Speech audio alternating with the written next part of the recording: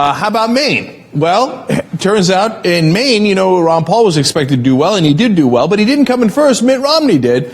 Mitt Romney got 39% of the vote. Ron Paul got 36%, and then Santorum 18% and Gingrich 6%. So what happened there? Well, there was a county, Washington County, that apparently had snowfall, and so they decided that they were not going to be included in the count, the final count, when they announced the Maine Caucus results. Now, Ron Paul's team thought that was curious and sent out an email to supporters saying this.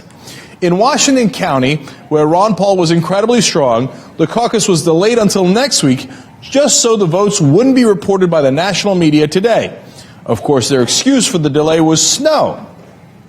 That's right, a prediction of 3 to 4 inches that turned into nothing more than a dusting was enough for a local GOP official to postpone the caucuses just so the results wouldn't be reported tonight.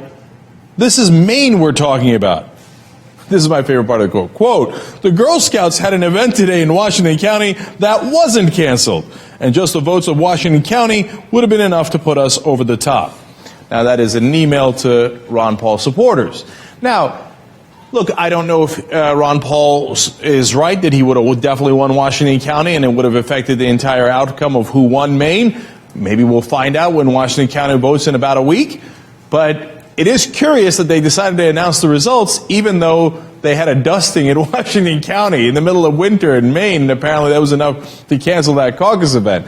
I mean, I'm not saying Ron Paul is right about this. I am saying it is curious.